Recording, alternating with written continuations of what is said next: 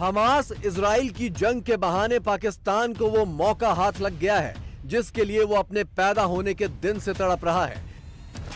पाकिस्तान दरअसल इस्लामिक दुनिया का लीडर बनना चाहता है। इस्लामिक देशों में सिर्फ पाकिस्तान के पास एटम बम है। पाकिस्तान में मांग की जा रही है कि इजराइल पर एटमी अटैक कर दिया जाए। इसी एटम बम का हवाला देकर इजराइल के खिलाफ लड़ाई में पाकिस्तान सबसे आगे रहना चाहता है। आपको पता होना चाहिए सबको कि जब पाकिस्तान ने एटमी धमाके किए थे, कौन सी वो कौम थी जिसने सबसे ज़्यादा जश्न मनाया था? फ़लस्तीन। आज वो क्या नाम उसका जो हमारा एटम बम है, मैं नहीं कहता कि मतलब वो हम उसको उसके ऊपर जो इम्प्लीमेंट कर देंगे जब चढ़ा दो उधर, नहीं, लेकिन कम से कम जो हमारी ताकत है उसके मुताबिक हमें उसके मुताबिक खड़ा तो होना चाहिए ना। स्पीच तो दे दो ना। नहीं, स्पीच भी छोड़ना जी, हमारा हक बनता है कि खड़ा होना चाहिए। कुरान क्या कहता है कि अपने घोड़ों पे जीने कस के रखो, अपनी तैयारी जहाद के लिए करके रखो। लोग कह रहे हैं कि हमास ने जो 2 हॉस्टेजेस को रिलीज किया है ये उनकी हार की बहुत बड़ी जो है निशानी है। नहीं नहीं, ऐसी बात नहीं है। आपको याद होगा जब पाकिस्तान की तरफ से इन्होंने छोड़ा था उसको अभिनंदन को, तो तब भी लोग यही कहते थे। पार्लियामेंट पे ऐसे स्पीच गई ना कि माथे पर पसीने थे, टांगे काम रही। हमास इजराइल की जंग ने दुनिया को 2 हिस्सों में बांट दिया है। एक तरफ पाकिस्तान समेत ज्यादातर मुस्लिम देश हैं जो इजराइल के खिलाफ हैं, तो दूसरी तरफ ज्यादातर पश्चिमी देश और भारत। पाकिस्तान में इस जंग को लेकर ऐसा पागलपन सवार है कि वो दहशतगर्द देश का ठप्पा लग जाने से भी नहीं हिचक रहा।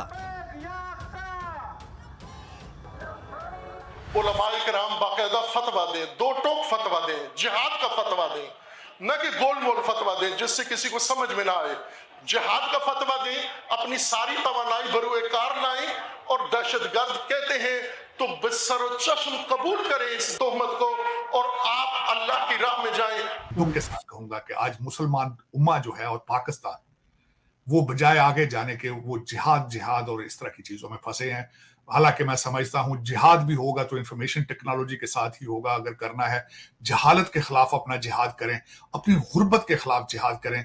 ये जिहाद ये गलत लोगों को डायरेक्ट करना, लोगों को इंग्लिश और मैथ पढ़ने से रोकना, अपने बच्चों को लंदन और टोरंटो में पढ़ाना, मेरे ख्याल में ये सख्त ज्यादती है। और सबसे बड़ा इस वक्त इस्लामिक वर्ल्ड का है कि तालीम बिल्कुल नहीं है।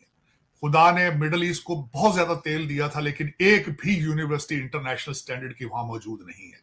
एक भी हॉस्पिटल इंटरनेशनल स्टैंडर्ड का नहीं है। मैं जिस शहर में बैठा हूं यहां से तकरीबन 25 मील के फासले पर जॉन हॉपकिंस है। इलाज कराने आज भी मिडल ईस्ट के लोग वहां आते हैं।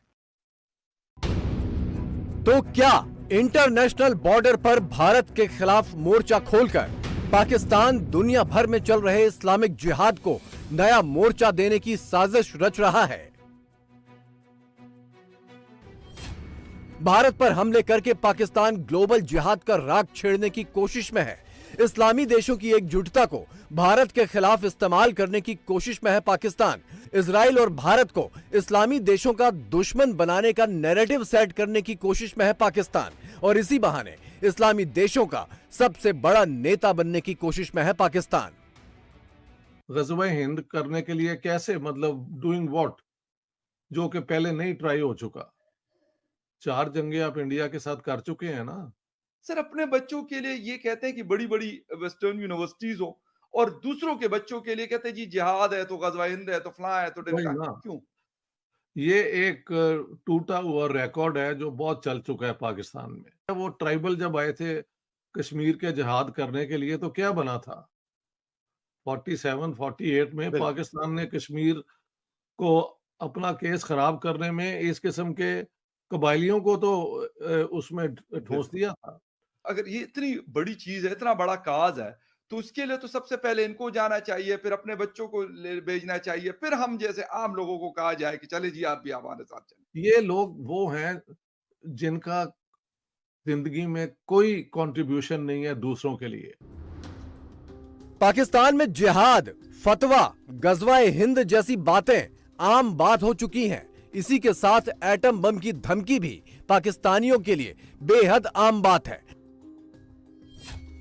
हाल फिलहाल में पाकिस्तान के पूर्व पीएम शहबाज शरीफ एटम बम की धमकी दे चुके हैं। पाकिस्तान के पूर्व पीएम इमरान खान भी कई बार एटम बम की धमकी दे चुके हैं। पाकिस्तान के पूर्व कैबिनेट मिनिस्टर मौलाना फजलुर रहमान भी एटम बम की धमकी दे चुके हैं। पाकिस्तान के मौजूदा आर्मी चीफ आसिम मुनीर भी एटम बम की धमकी दे चुके हैं।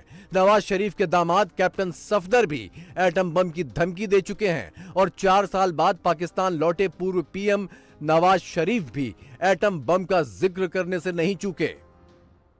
अगर मुसलमान के पास ऐसा लीडर है जो वाकई के हम जिहाद करते हैं तो अल्हम्दुलिल्लाह वो हम कुछ ही दिनों में क्या कुछ ही घंटों में उसको आजाद करवा लें। पाकिस्तान में शामिल करना चाहते हैं उनको? देखिए अगर आजाद कश्मीर पाकिस्तान में शामिल होना चाहता है, आजाद कश्मीर नहीं जम्मू कश्मीर। देखिए आजाद कश्मीर अभी तक आजाद नहीं हुआ। नया हमारे कश्मीर का नाम आजाद कश्मीर है। देखिए हमारी आवाम को यही नहीं पता कि पाकिस्तान के पास जो कश्मीर है उसका नाम आजाद कश्मीर है। अच्छा, जो पाकिस्तान का आजाद आपको पता ही है, ये जो हिंदू और जो दूसरी ताकतें हैं गैर मुस्लिम है, वो मुसलमान का दोस्त नहीं हो सकता। ये कुरान मजीद का हमें हुक्म है बकायदा कि इनसे आप खबरदार रहें, ये आपके दोस्त नहीं हो सकते। तो क्या सर चाइना जो है वो इस्लामिक कंट्री है? अगरचे वो इस्लामिक कंट्री नहीं है, वो अपने मफादात की खातिर इन्वेस्टमेंट कर रहा है दूसरे मुल्कों में। सर हमारी तो बड़ी हासी दोस्ती है उसके साथ, तो हम कह रहे हैं एक तरफ के कुरान कहता है कि यहूदी काफिर आपका दोस्त नहीं है, दूसरी तरफ चाइना को हम हर एक चीज में अपना दोस्त कंसीडर करते हैं। करना तो चाह रहे हैं, अल्लाह का भी हुक्म है, जिस बात को आप नहीं चाहते दिल से कम बुरा उसको समझें। तो अगर हम इस काबिल हों, और वैसे तो हमारा मुल्क जो है वो अल्लाह के फजलो करम से न्यूक्लियर पावर भी है और कर भी सकता है।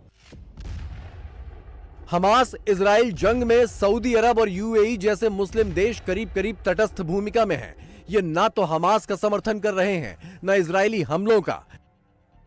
पाकिस्तान इन्हीं दोनों देशों से सबसे ज्यादा खैरात वसूलता है। इसके बावजूद ग्लोबल जिहाद के नाम पर पाकिस्तान में सऊदी अरब और यूएई के खिलाफ भी जहर उगला जा रहा है। लेकिन जो कि हमारा फर्ज है हमें देना चाहिए, लेकिन हम लोग उस तरह नहीं कर रहे।